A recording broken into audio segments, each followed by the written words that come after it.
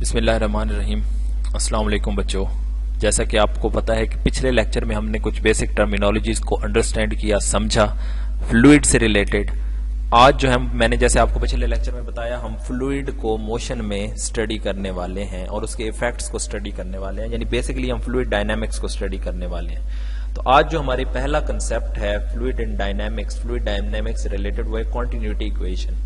ये इक्वेशन आप यहाँ पर सबसे पहली चीज है डेफिनेशन, स्टेटमेंट है इक्वेशन की। उस इक्वेशन की स्टेटमेंट को मैं एंड पे डिस्कस करता हूँ। हम आते हैं डायरेक्ट डेरिवेशन की तरफ। सिंपल सी डेरिवेशन है। डेरिवेशन में मैं कहता हूं मेरे पास ये एक पाइप है। अब ये एक पाइप है जिसका साइज नॉन यूनिफॉर्म है। Consider a non uniform size pipe. Non uniform से क्या मतलब है, यहां पर क्रॉस सेक्शनल एरिया और है, ऊपर जाते हैं तो क्रॉस सेक्शनल एरिया बढ़ जाता है।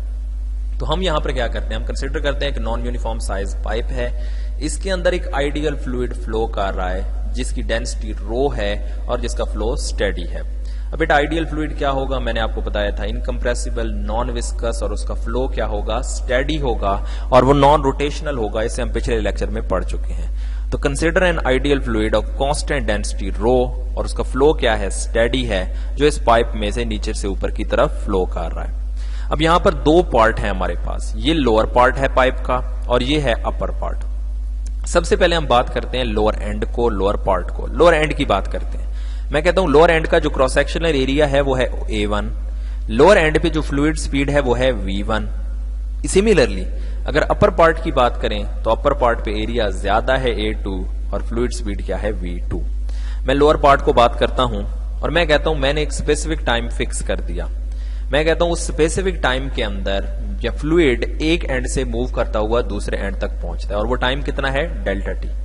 डेल्टा टी टाइम के लिए फ्लूइड मूव करता है from one end to another end, और जितना डिस्टेंस कवर करता है वो कितना है, डेल x1। मैं यहां पर क्या फाइंड आउट करने वाला हूं, मैं फ्लूइड मैस फाइंड आउट करने वाला हूं, डेल m1। फ्लूइड का mass del m1 find out करने वाला हूं जो इस टाइम के अंदर फ्लो कर रहा है। The fluid mass del m1 filled at the lower end in delta t। Delta T time के अंदर कितना फ्लूइड फ्लो करके जाता है एक एंड से दूसरे एंड तक, मैं उसको फाइंड आउट करने वाला हूं। यानी इस एंड से यहां तक डेल्टा टी टाइम के अंदर कितना फ्लूइड फ्लो हुआ, मैं उस फ्लूइड का मैस फाइंड आउट करने वाला हूं। तो mass at the lower end find out करने के लिए मैं यूज करूंगा कंसेप्ट, आपको पता है डेंसिटी का फार्मूला, डेंसिटी किसकी इक्वल होती है, density is equal to mass per unit volume. Density is equal to mass per unit volume. यहां से ये वॉल्यूम इधर शिफ्ट होगा तो मेरे पास आ जाएगा, यहां से फिर फर्दर वही बन जाएगा, m is equal to rho v के इक्वल आ जाएगा। अब यहां पे मैं देखू लोअर एंड पे मेरा मैस कितना होगा, डेल m1, डेंसिटी रो ही है, कांस्टेंट है, और वॉल्यूम कितना हो जाएगा, v1। लोअर एंड पे जो वॉल्यूम फ्लो करता है वो क्या हो जाएगा, v1। तो यहां से डेल m1 इक्वल टू आ गया रो v1। और वॉल्यूम किसकी इक्वल होगा, अगर मैं इस पाइप के वॉल्यूम की बात करूं तो इसका क्रॉस सेक्शनल एरिया A है, मैं लेंथ से मल्टीप्लाई कर दूं, एरिया इंटू लेंथ या एरिया इंटू हाइट, क्या आ जाएगा, वॉल्यूम आ जाएगा। तो यहां पे वॉल्यूम आ जाएगा A1 into del x1। Area है A1 और यहां पे लेंथ कवर्ड कितनी है, डेल x1। तो यहां पे आ गया rho is equal to A1 del x1। ये हमारे पास इक्वेशन आ गई। अब आपको फार्मूला आपने पढ़ा हुआ है S is equal to v t. जब कांस्टेंट स्पीड होगी तो ये रिलेशन आपके पास वैलिड होता है S is equal to v t का। जब कांस्टेंट वेलोसिटी हो तो डिस्टेंस कवर्ड आप इस रिलेशन से फाइंड आउट कर सकते हैं। तो डिस्टेंस हमारा है डेल x1, वेलोसिटी हमारी कितनी है, वेलोसिटी हमारे पास यहाँ पर है v1, और टाइम कितना है वो डेल टी हम कह चुके हैं। तो यहां से हमारे पास आ गया A1 डेल x1 की जगह आ गया v1 इंटू डेल टी। तो del m1 is equal to rho A1 v1 del t. ये लोअर एंड पे हमारा मैस आ चुका है। नेक्स्ट जो चीज हमारे पास मौजूद है, हम क्या फाइंड आउट करने वाले हैं, हम मैस फ्लक्स को फाइंड आउट करने वाले हैं। फ्लक्स बेसिकली क्या होता है, फ्लो। मैस फ्लक्स बेसिकली क्या होता है, फ्लो। तो यहां पर देखें, the mass of fluid per unit time passing through any cross section is called mass flux. Mass flow per unit time, उसको हम नाम देते हैं मैस फ्लक्स का। तो लोअर एंड पे मैस फ्लक्स क्या होगा, the mass flux in the lower end is mass flow per unit time. यहां से देखें ये टाइम उधर शिफ्ट हो गया, तो del m1 over delta t is mass flux and that is equal to rho into A1 into V1। यहां से हमारे पास यही बेसिकली इक्वेशन है। डेल्टा टी को यहां पर लेकर गए तो del m1 over del T is equal to mass flux and mass flux is equal to rho A1 and V1। ये हमारे पास अब mass flux आ गया लोअर एंड पे। अब हम जाते हैं अपर एंड की तरफ। नजर आ रहा है आपको अपर एंड पे क्रॉस सेक्शन एरिया कितना है, A2, V2 और डेल्टा T टाइम के अंदर ही मैं कहता हूं जो फ्लूइड फ्लो करता है वो यहां से जो फ्लो कर रहा है बेटा, वो फ्लो करता है आपके इस एंड से लेके इस एंड तक, और डिस्टेंस कवर्ड कितना है, del x2।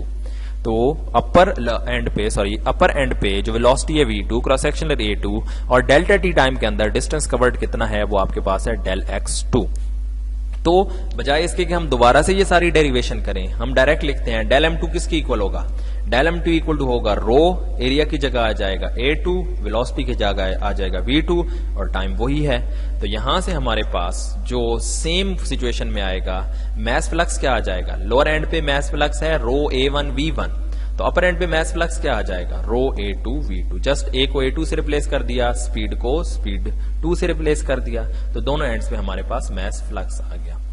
The mass flux at the horizontal end must be equal to the mass flux at the upper end। जितना mass flow किया at the lower end in time delta t, उतना ही mass उसी time के अंदर upper end पे भी flow करेगा। तो equation of continuity is based on law of conservation of mass। तो according to law of conservation of mass, del m1 equal to होगा del m2 के, रो a1 v1 equal to होगा रो a2 v2 के।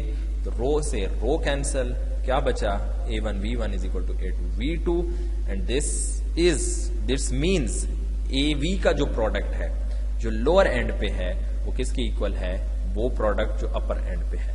यानी यहां पर आप देखें तो cross sectional area into speed का प्रोडक्ट जो लोअर एंड पे है, एरिया इनटू स्पीड का प्रोडक्ट जो अपर एंड पे है, दोनों की मैग्नीट्यूड क्या होगी, सेम होगी। इसका मतलब भाई जो भी एंड हो, एरिया और स्पीड दोनों का प्रोडक्ट क्या होगा, constant. So AV equal to constant. This equation is known as equation of continuity. This equation is known as equation of continuity. यहां तक पॉइंट क्लियर हो गया। अब आपको पता है S is equal to VT, तो V is equal to S over T। तो एरिया इंटू डिस्टेंस क्या बन जाएगा, हम पहले ही कह चुके हैं, एरिया इंटू डिस्टेंस वॉल्यूम, तो वॉल्यूम ओवर टाइम क्या आ गया, कांस्टेंट आ गया। ये है इक्वेशन ऑफ कॉन्टिन्यूटी। अब हम आते हैं स्टेटमेंट की तरफ। स्टेटमेंट क्या कहती है, the mass contained in any volume of pipe must remain constant। mass क्या होना चाहिए, कांस्टेंट रहना चाहिए। There are no sources of sink is called continuity equation of fluids। यानी mass जो है वो चाहे लोअर एंड हो चाहे अपर एंड हो, चाहे जो मर्जी स्पीड हो चाहे जो मर्जी एरिया हो, क्या रहेगा, कांस्टेंट रहेगा।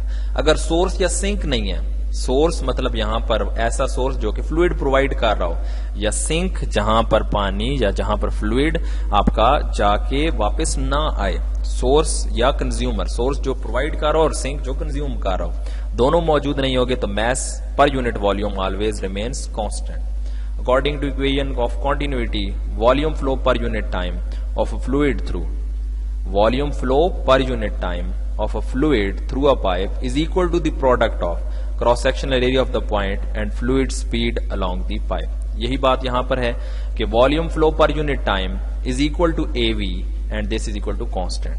volume flow per unit time area और स्पीड का प्रोडक्ट होगा और यह हमेशा क्या रहेगा, कांस्टेंट। ये इसकी स्टेटमेंट है और इसको हम यही कह सकते हैं, volume flow per unit time, rate of volume flow ये कांस्टेंट और rate of volume flow equal to AV. यही स्टेटमेंट पे मौजूद है कि रेट ऑफ वॉल्यूम फ्लो या volume flow per unit time is equal to the product of area and speed and this will always remains constant.